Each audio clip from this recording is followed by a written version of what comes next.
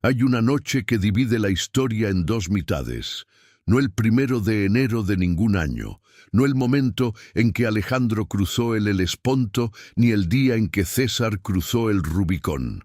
Una noche de primavera en una ciudad pequeña del Imperio Romano, en un cuarto del piso superior de una casa que ningún arquitecto registró, donde 13 hombres se recostaron alrededor de una mesa baja y uno de ellos tomó pan entre sus manos. Lo que ocurrió en las horas siguientes no solo cambió la historia del mundo, reveló el corazón de Dios hacia la humanidad de una manera que ninguna palabra anterior había podido hacer con tanta precisión. Hoy vamos a recorrer ese jueves, por hora, por calle, por gesto. Y al final, si llegas hasta el último momento de este recorrido, vas a entender por qué esa noche sigue siendo la noche más viva de la historia humana. Pero para entenderla de verdad, primero tienes que entender la ciudad que la contuvo. Jerusalén, en la primavera del año 33, de la Era Común, no era una ciudad en calma. Era una ciudad al borde de su propia historia, saturada de una tensión que ninguno de sus habitantes sabía nombrar del todo, pero que todos sentían bajo la piel como se siente la electricidad antes de una tormenta. La semana de Pascua transformaba esta ciudad de manera radical. Su población habitual, estimada por los historiadores del período en torno a los 80.000 habitantes, se multiplicaba de manera dramática con la llegada de peregrinos procedentes de Galilea, de la Decápolis, de Alejandría, de Babilonia y de las colonias judías esparcidas por todo el Mediterráneo oriental. Cada varón judío adulto tenía la obligación religiosa de peregrinar a Jerusalén para celebrar la Pascua en el lugar que el Señor había elegido, y cumplían ese mandato con una devoción que los desplazaba durante días, a veces semanas, para llegar a tiempo. Las estimaciones más cuidadosas basadas en los registros de sacrificios pascuales del templo sugieren que durante esos días podían congregarse en Jerusalén y sus alrededores entre 100.000 y 200.000 personas. Las calles angostas de la ciudad baja se llenaban hasta el punto en que moverse con rapidez era imposible. Los mercados funcionaban sin pausa desde antes del amanecer. El humo de los sacrificios ascendía continuamente desde los atrios del templo, visible desde las colinas circundantes como una columna que señalaba el centro del mundo religioso de Israel. Y sobre todo eso flotaba en el aire una mezcla de aromas que quienes la conocieron nunca olvidaron. Hierbas amargas, pan sin levadura recién horneado, vino especiado y el inconfundible olor de la carne asada sobre brasas de carbón que llegaba desde miles de hogares simultáneamente. Era en ese contexto de multitud y fervor colectivo donde Jesús de Nazaret se movía ese jueves con una calma que desconcertaba a quienes lo observaban. Él sabía algo que ninguno de los que lo rodeaban sabía todavía: que esa noche no era simplemente otra Pascua más en la cadena de celebraciones que el pueblo de Israel había mantenido durante siglos. Era la Pascua, el momento hacia el que todos los corderos anteriores habían apuntado sin saberlo. La noche en que la sombra cedería su lugar definitivamente a la realidad que la había proyectado siempre. Antes de continuar, si este tipo de recorrido histórico y bíblico te mueve, suscríbete ahora y activa la notificación. Cada semana abrimos puertas que la mayoría no ha cruzado. Para entender con precisión lo que vivió Jesús en ese jueves, hay que comprender un detalle que cambia completamente la cronología de los eventos. El mundo judío del primer siglo no medía el día como lo medimos nosotros.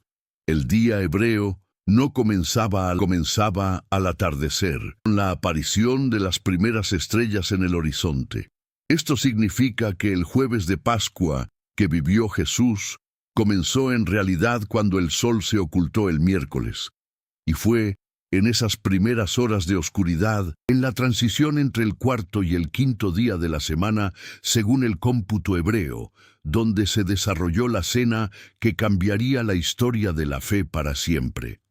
Esta distinción no es un dato académico menor, es la clave que explica por qué la celebración de Jesús con sus discípulos cumplía con exactitud cada uno de los requisitos establecidos en el libro del Éxodo. El Señor no improvisó sobre una tradición anterior. El Señor la cumplió desde dentro, llevándola a su destino más profundo. Durante las horas de la mañana de ese jueves, mientras la ciudad se preparaba para la cena más sagrada del año, Jesús envió a 2 de sus discípulos con una misión que los relatos evangélicos describen con una combinación de precisión práctica y misterio deliberado. Pedro y Juan recibieron instrucciones que parecían sencillas, pero contenían un nivel de previsión que va más allá de lo ordinario. Al entrar en la ciudad, dijo Jesús, encontrarían a un hombre llevando un cántaro de agua. Debían seguirlo. En la Jerusalén del primer siglo, este detalle era una señal completamente inequívoca. Cargar cántaros de agua era una tarea que correspondía a las mujeres, no a los hombres. Un hombre con un cántaro al hombro era tan inusual en el paisaje cotidiano de la ciudad que funcionaba como un marcador visible imposible de confundir en medio de una multitud de 100.000 personas. Era un código diseñado por alguien que conocía perfectamente la sociología de su tiempo y que quería que solo sus enviados encontraran el lugar indicado. Pedro y Juan siguieron al hombre, hablaron con el dueño de la casa y encontraron todo exactamente como Jesús había descrito. Un gran cuarto en el piso superior, ya dispuesto y preparado para la cena. Luego vinieron las tareas de preparación que la liturgia pascual requería y que no eran ni pocas ni sencillas. Debían adquirir el cordero, llevarlo al templo durante las horas de la tarde para el sacrificio, recoger la sangre en el recipiente que el sacerdote asperjaría contra la base del altar y después asar el animal completo sobre brasas de carbón, siguiendo las instrucciones precisas del Éxodo que prohibían que quedara ninguna parte sin cocer y ningún hueso roto. Debían también preparar las hierbas amargas, el pan sin levadura, el vino suficiente para las 4 copas reglamentarias y la mezcla de frutas machacadas, nueces y especias mezcladas con vino que la tradición llamaba jaroset, símbolo del mortero que los esclavos hebreos habían usado en la construcción de las ciudades del faraón. Era un trabajo de horas, un trabajo que requería conocimiento del ritual, acceso a los mercados correctos y coordinación precisa con los turnos del templo. Y todo tenía que estar listo antes del atardecer, cuando comenzaba el nuevo día y la cena podía ser servida. La tradición cristiana llama a ese cuarto el cenáculo, del latín coenaculum, que significa simplemente sala de comer en planta alta. El griego del Nuevo Testamento usa el término anagaion, que describe exactamente eso, un espacio grande en el nivel superior de una casa privada. Las fuentes patrísticas y la arqueología del período sitúan este lugar en el monte Sión, en la zona suroeste de la ciudad antigua. Un barrio que durante la época del Segundo Templo estaba habitado por familias de clase media alta y por algunas de las familias sacerdotales de mayor prestigio en Jerusalén. El cuarto debía ser lo suficientemente amplio para albergar a 13 personas recostadas en la postura que la cena pascual requería. Y aquí hay un detalle que transforma completamente la imagen visual que la mayoría de las personas tienen grabada de la Última Cena, formada principalmente por la famosa pintura de Leonardo da Vinci. Los comensales, en el Seder pascual del primer siglo, no estaban sentados en sillas a una mesa rectangular alta. Estaban recostados sobre el costado izquierdo alrededor de una mesa baja, en la disposición que los romanos llamaban triclinium, un arreglo en forma de U o de herradura donde los cuerpos se orientaban con los pies apuntando hacia el exterior y las cabezas dirigidas hacia la mesa central. Esta postura no era una preferencia estética ni una moda importada del mundo romano sin más. Tenía un significado teológico preciso dentro de la celebración pascual. La Mishnah, el código legal judío compilado en el siglo II, pero que recoge tradiciones mucho más antiguas, establece con claridad que todo participante en el Seder debe recostarse, incluso el más pobre de Israel, porque comer en esa postura es la expresión corporal de la libertad. Los esclavos comían de pie o en posición subordinada. Los hombres libres se recostaban, y la Pascua celebraba precisamente eso, que Israel ya no era esclavo. Cuando Jesús llegó con sus discípulos al cenáculo al caer la tarde, el ambiente tenía la densidad de un momento en que varias corrientes de tensión confluyen al mismo tiempo. Los discípulos habían estado discutiendo entre ellos, esa misma tarde, sobre quién era el mayor. Una conversación que Lucas sitúa en el contexto de esta cena y que revela con brutal honestidad cuán lejos estaban todavía de comprender la naturaleza del reino que su maestro llevaba 3 años intentando mostrarles. Había también entre ellos uno que ya había tomado su decisión. Judas Iscariote llevaba en su conciencia el peso de un acuerdo sellado con los principales sacerdotes por 30 piezas de plata. Y estaba Jesús, que según el Evangelio de Juan, sabía todo lo que habría de ocurrirle y que sin embargo se sentó a la mesa con ellos, los miró uno por uno y comenzó.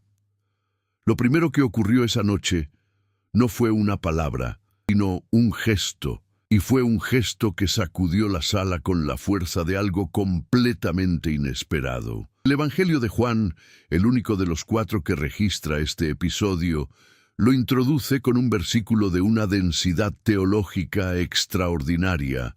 Jesús, sabiendo que el Padre le había dado todas las cosas en las manos y que había salido de Dios y a Dios iba, se levantó de la cena, se quitó el manto exterior, tomó una toalla y la ató a su cintura. Puso agua en una vasija y comenzó a lavar los pies de sus discípulos. El evangelista quiere que el lector no pase por alto la paradoja. No lo describe como un acto de desconocimiento de sí mismo, sino exactamente lo contrario. Es porque sabía quién era y de dónde venía y a dónde iba que se arrodilló. La omnipotencia se ciñó una toalla. El que sostenía los mundos tomó en sus manos los pies cubiertos de polvo de sus discípulos y los lavó uno por uno. En la cultura del primer siglo mediterráneo, lavar los pies era la tarea asignada al esclavo de menor rango en una casa. Era una función tan subordinada en la jerarquía doméstica que la literatura rabínica del período señala que ni siquiera un discípulo judío debía lavar los pies de su propio maestro, porque esa tarea era considerada demasiado humillante incluso para esa relación de servicio voluntario. Y allí estaba el Hijo de Dios, haciendo precisamente eso, no como condescendencia, como revelación. Cuando llegó a Pedro, el choque fue demasiado. La pregunta que salió de su boca, «Señor, ¿tú me lavas a mí los pies?», no era arrogancia, era la incapacidad de integrar en su comprensión del mundo que el Mesías de Israel pudiera inclinarse ante él de esa manera. Jesús respondió con la paciencia de quien entiende que hay cosas que no pueden comprenderse antes de tiempo. Lo que yo hago tú no lo entiendes ahora, pero lo comprenderás después. Y luego añadió la frase que lo explicaba todo, aunque ellos no pudieran verlo todavía. Si no te lavo, no tienes parte conmigo. El agua con que Jesús lavó los pies esa noche era una figura anticipada de lo que derramaría al día siguiente. La limpieza ofrecida con el cubo de agua era la imagen de la limpieza que ofrecería desde la cruz. El lavamiento de los pies era el aula pedagógica que precedía al altar del Calvario. Cuando terminó y volvió a ponerse el manto, Explicó lo que acababa de hacer con una claridad que no admitía interpretaciones parciales. Si yo, el Señor y el Maestro, he lavado vuestros pies, vosotros también debéis lavaros los pies los unos a los otros, porque ejemplo os he dado, para que como yo os he hecho, vosotros también hagáis. En ese momento, la Iglesia recibió no solo un gesto hermoso para recordar, sino un modelo estructural de lo que significa el liderazgo en el reino de Dios. El poder ejercido como servicio, la autoridad vestida de humildad, la grandeza medida en capacidad de descenso voluntario. 2000 años de historia cristiana han luchado con esa lección. La han olvidado con frecuencia alarmante. La han redescubierto en los momentos de mayor vitalidad espiritual. Y han vuelto a traicionarla cuando el poder ha resultado más seductor que la toalla. Cuéntame en los comentarios si en algún momento de tu vida alguien te mostró ese tipo de liderazgo con sus propias acciones. Alguien que siendo mayor o con más autoridad eligió servir. Quiero leer esas historias. La cena que siguió al lavamiento de pies seguía la estructura litúrgica del Seder Pascual, que en el primer siglo era una celebración de una complejidad y una riqueza simbólica que la mayoría de los lectores modernos no alcanzan a dimensionar sin un poco de contexto. El Seder no era simplemente una cena con ciertos elementos especiales. Era una liturgia de memoria activa, un ritual diseñado para que el participante no recordara el Éxodo como algo ocurrido a sus antepasados en el pasado remoto, sino que lo reviviera como una experiencia propia y presente. El Talmud lo expresaba con una precisión que merece citarse. En cada generación, cada persona tiene la obligación de verse a sí misma como si ella misma hubiera salido de Egipto. La celebración se articulaba en torno a 4 copas de vino, cada una con su significado específico derivado de los 4 verbos de liberación que Dios pronunció en el libro del Éxodo. Sacaré, libraré, redimiré, tomaré. La primera copa, la copa de la santificación, abría la velada con una bendición sobre el vino y una declaración de la santidad del día.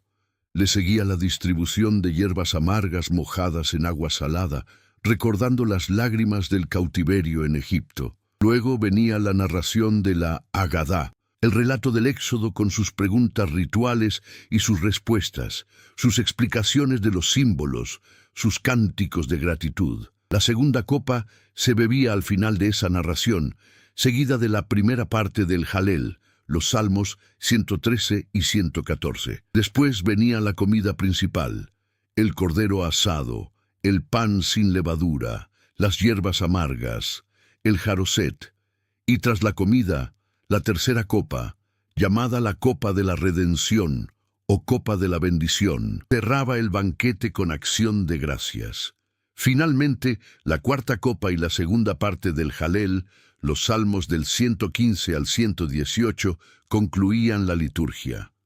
Fue durante ese momento posterior a la comida principal, en el instante en que correspondía tomar la tercera copa, donde Jesús hizo algo que ningún celebrante del Seder había hecho jamás en la larga historia de esa liturgia. Tomó el pan sin levadura en sus manos, dio gracias, lo partió y dijo: «Esto es mi cuerpo que por vosotros es dado, haced esto en memoria de mí». Y luego tomó la copa y dijo: «Esta copa es el nuevo pacto en mi sangre que por vosotros se derrama. Piénsalo con la lentitud que merece». Jesús estaba reinterpretando el evento fundacional de toda la identidad judía, el éxodo de Egipto, en función de sí mismo. Estaba diciendo que él era el cordero al que todos los corderos anteriores habían apuntado sin saberlo. Que su cuerpo era el pan verdadero, el maná definitivo, que su sangre inauguraría el nuevo pacto que el profeta Jeremías había anunciado siglos antes en su capítulo 31. Un pacto escrito no en tablas de piedra, sino directamente en el corazón humano. Y estaba instituyendo un rito que sus seguidores repetirían hasta su regreso, en cada rincón del planeta, en cada idioma, en cada generación.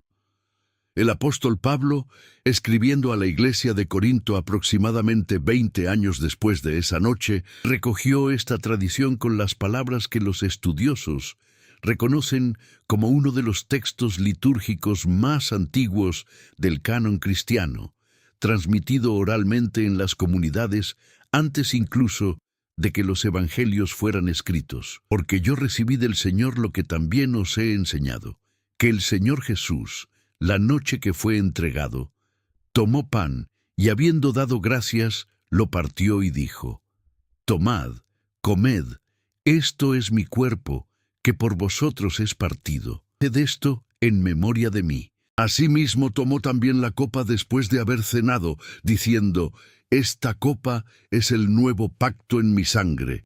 Haced esto todas las veces que la bebiereis en memoria de mí. Así pues, todas las veces que comiereis este pan y bebiereis esta copa, la muerte del Señor anunciáis hasta que Él venga.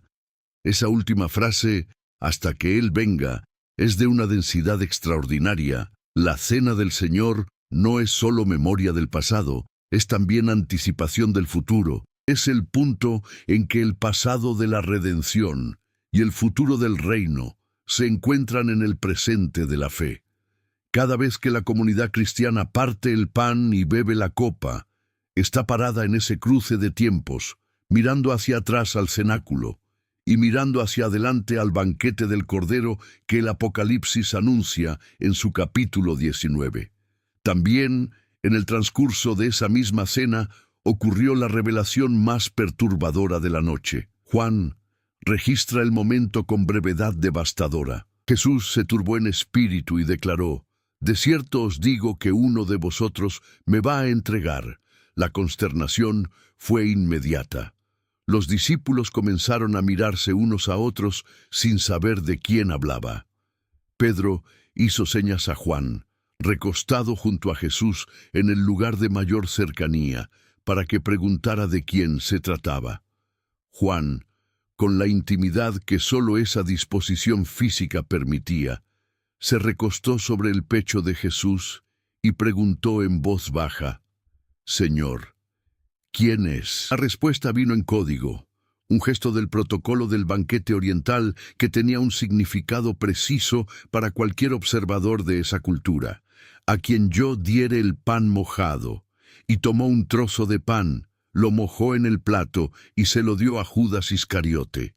En el protocolo del banquete del Oriente Próximo antiguo, ofrecer el bocado mojado a un invitado era un gesto de honor y de afecto del anfitrión. Hasta el último momento disponible, Jesús estaba ofreciendo a Judas no solo el desenmascaramiento de su traición, sino la posibilidad del regreso. Y Judas tomó el pan y salió, y era de noche. Esa brevísima nota con que Juan cierra la salida de Judas es uno de los versículos más cargados teológicamente de todo el Nuevo Testamento. En la teología de Juan, la noche no es simplemente una información meteorológica. Es el dominio de quienes eligen alejarse de la luz. Judas salió al único tipo de oscuridad que importa en última instancia. Y lo que resulta aún más perturbador cuando se piensa con despacio es que los otros discípulos no entendieron lo que había pasado. Pensaron que Jesús le había encargado que comprara algo o que diera limosna a los pobres. La traición ocurrió delante de sus ojos y la interpretaron como un encargo doméstico. Así de cerca puede estar el mal de lo que amamos, y así de ciegos podemos estar ante él. Fue después de la salida de Judas cuando Jesús pronunció el discurso más extenso e íntimo que registra cualquiera de los evangelios. Los capítulos 13 al 17 de Juan contienen ese discurso de despedida que la tradición cristiana ha leído con asombro, renovado en cada generación. En ese espacio de tiempo entre la copa y el olivar, Jesús habló de las moradas en la casa del Padre que iba a preparar para ellos. Declaró ser el camino, la verdad y la vida. Prometió el Espíritu Santo como consolador permanente que los guiaría a toda verdad. Les dio el mandamiento nuevo de amarse los unos a los otros, como Él los había amado. Los advirtió de que el mundo los odiaría, y les aseguró que aunque en el mundo tendrían tribulación, Él había vencido al mundo.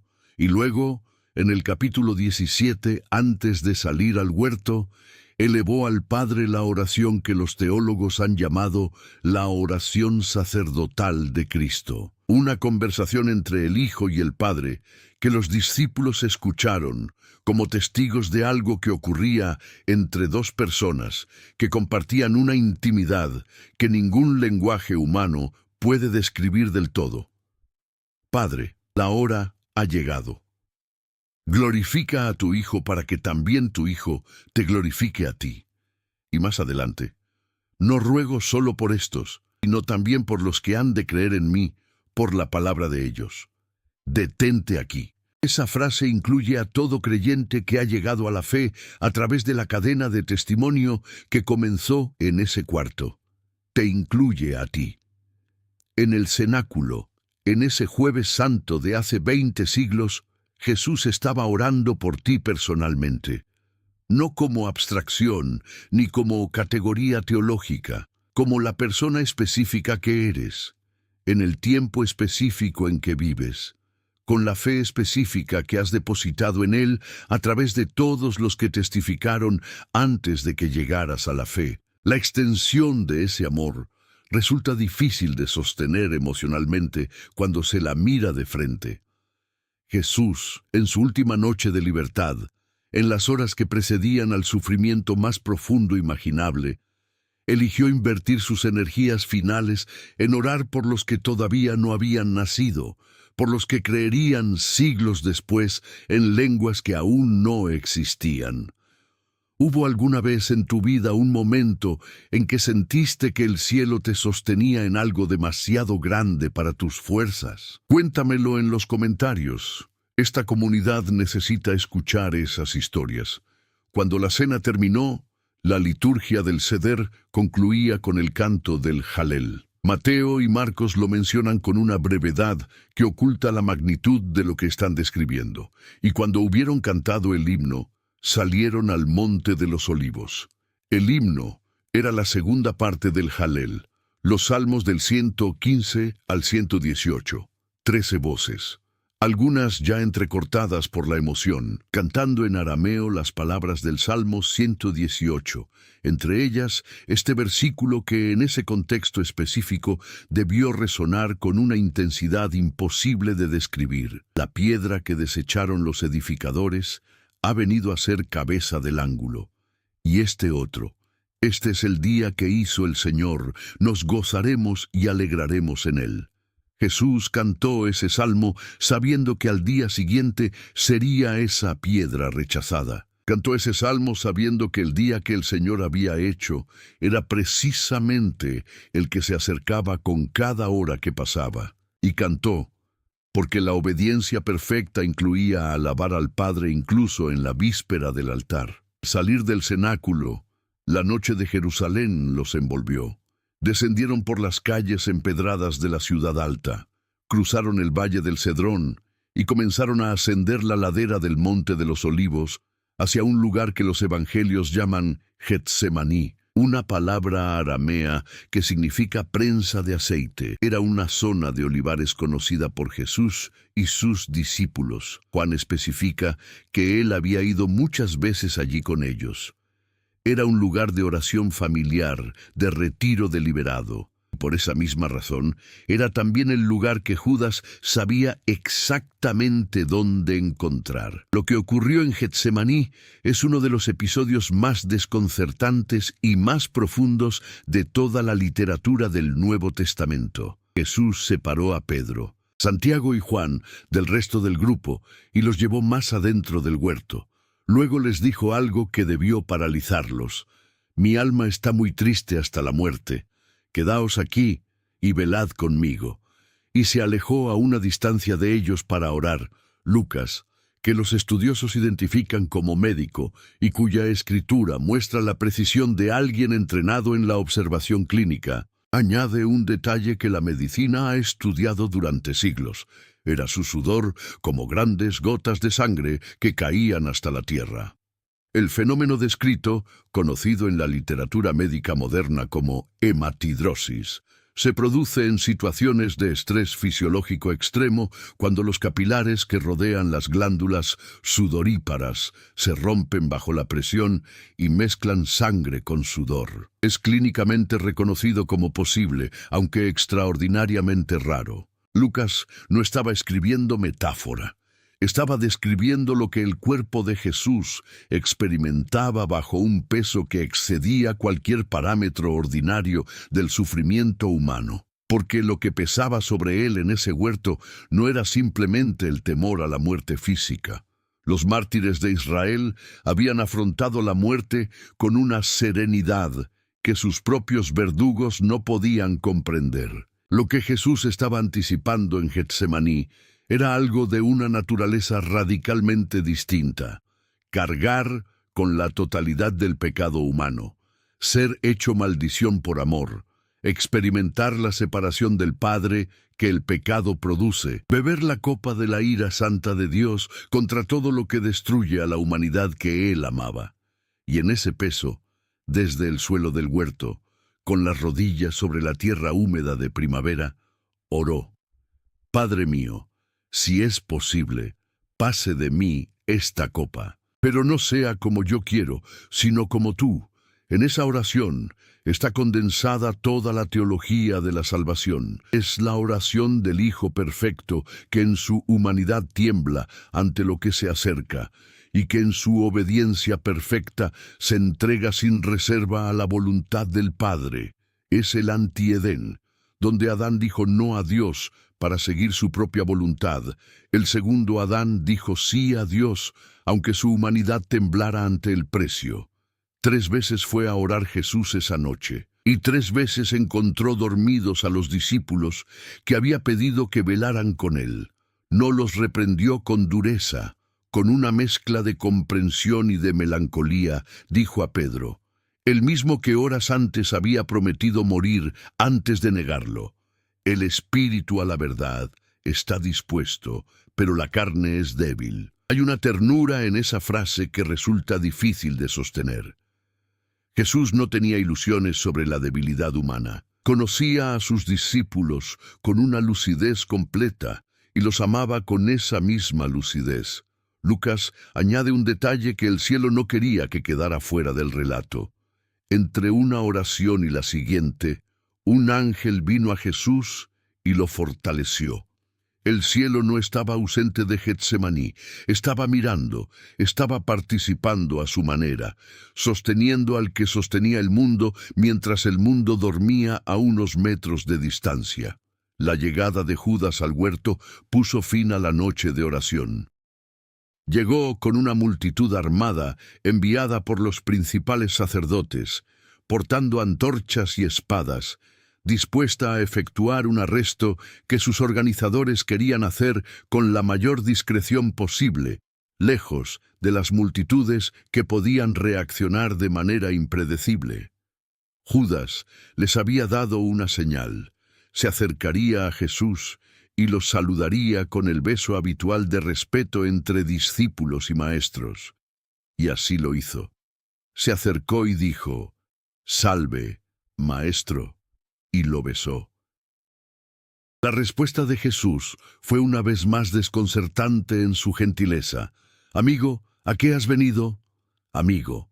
En el instante de la traición más extrema que un ser humano puede perpetrar contra quien lo amó, Jesús lo llamó amigo.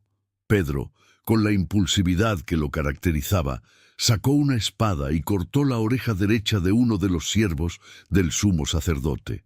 Juan preserva su nombre para la historia: Malco. La respuesta de Jesús fue inmediata: «Vuelve tu espada a su lugar. ¿Acaso piensas que no puedo ahora orar a mi Padre y que Él no me daría más de 12 legiones de ángeles?» Una legión romana contaba con aproximadamente 6.000 soldados. 12 legiones serían 72.000 seres de una naturaleza completamente distinta a cualquier fuerza humana. El Señor no las llamó, eligió no llamarlas. Y luego, En el gesto que solo Lucas registra, tocó la oreja de Malco y la sanó. El último milagro de sanidad que Jesús realizó antes de la cruz fue reparar el daño causado por uno de sus propios discípulos sobre el siervo de quien venía a arrestarlo. El Evangelio es a veces tan coherente consigo mismo que resulta deslumbrante. Los discípulos huyeron. Marcos preserva un detalle críptico que muchos intérpretes han leído como la firma autobiográfica del propio Marcos en el texto. La mención de un joven que seguía a Jesús cubierto solo con una sábana de lino, que al ser aferrado huyó dejando la sábana y se escapó desnudo. Quién fuera ese joven no lo sabemos con certeza. Lo que importa es lo que representa: el abandono final. Hasta el último seguidor desapareció en la oscuridad, y Jesús quedó solo con sus captores. Lo llevaron primero ante Anás, el sumo sacerdote emérito y suegro de Caifás, el sumo sacerdote en funciones, luego ante el Sanedrín en pleno, en un juicio nocturno que violaba múltiples principios de la ley judía, pero que sus organizadores necesitaban completar antes del amanecer para poder presentar el caso ante el gobernador romano con tiempo suficiente para la ejecución ese mismo día. Pero eso ya pertenece al viernes. El jueves ha terminado con Jesús en manos de sus enemigos, los discípulos dispersados, Judas desaparecido en la oscuridad que eligió, Pedro siguiendo de lejos, a punto de negar 3 veces lo que más amaba, y el cielo en aparente silencio sobre la ciudad que dormía. Y sin embargo, si sabes leer la noche desde adentro, el cielo no estaba en silencio. Cada uno de los eventos de ese jueves había sido anunciado con siglos de anticipación por las voces de los profetas de Israel. El Salmo 41, escrito más de 1000 años antes, había dicho: «Aún el hombre de mi paz, en quien yo confiaba, el que de mi pan comía, alzó contra mí el calcañar». Zacarías había anunciado que el buen pastor sería valorado en 30 piezas de plata. Jeremías había prometido el nuevo pacto escrito en el corazón. E Isaías, en el capítulo 53, había descrito con una precisión que sigue siendo asombrosa a cualquiera que la lea despacio, a un siervo que fue herido por nuestras rebeliones, molido por nuestros pecados, sobre quien cayó el castigo de nuestra paz. El Jueves Santo no fue una noche en que las cosas se salieron de control. Fue una noche en que las cosas llegaron exactamente a donde siempre habían estado destinadas a llegar. Hoy, mientras estas palabras encuentran tu atención, el Jueves Santo te hace una invitación que no es histórica sino personal. No te invita a observar lo que ocurrió hace 20 siglos con la distancia del espectador. Te invita a sentarte a esa mesa, a dejar que ese Señor que se arrodilló ante Pedro se arrodille también ante ti, y a que la resistencia que Pedro sintió sea superada en ti por la misma comprensión que Pedro alcanzó después. Que sin ese lavamiento, sin esa gracia que desciende para alcanzarte, no hay parte con Él. Te invita a recibir el pan y la copa no como un rito cumplido por costumbre, sino como un encuentro real con el que te amó hasta el extremo. Te invita a orar como Jesús oró en Getsemaní, con honestidad total sobre el peso que cargas, con confianza en el Padre que escucha y con la disposición de decir, aunque cueste decirlo: «No mi voluntad, sino la tuya». El Jueves Santo no termina con el arresto en el huerto. Termina con una promesa pronunciada en el cenáculo que todavía está en pie. «Y si me fuere, y os preparare lugar, vendré otra vez, y os tomaré a mí mismo, para que donde yo estoy, vosotros también estéis». El que se inclinó a lavar los pies, volverá. El que partió el pan, volverá. El que oró por ti en Juan, capítulo 17, volverá. Y cuando vuelva, el jueves que comenzó en ese cenáculo, encontrará su consumación en la mesa que no tendrá fin. Si este recorrido por la noche más sagrada de la historia tocó algo en tu interior, Compártelo con alguien que necesite escucharlo. Hay personas en tu círculo que están atravesando su propio Getsemaní sin saber que no están solas, que necesitan escuchar que esa noche Jesús también oró por ellas. También partió el pan por ellas. También eligió la copa por amor a esa vida específica. Sé el mensajero que el cenáculo necesita en este siglo. Y si aún no formas parte de esta comunidad, suscríbete hoy. Cada semana volvemos a estas verdades, a estas puertas que pocos han cruzado, con la misma profundidad y la misma convicción de que la historia más importante jamás contada sigue siendo perfectamente capaz de transformar vidas en el siglo XXI. El pan fue partido, la copa fue derramada, la oración fue elevada. Y ninguna de esas tres realidades ha caducado todavía.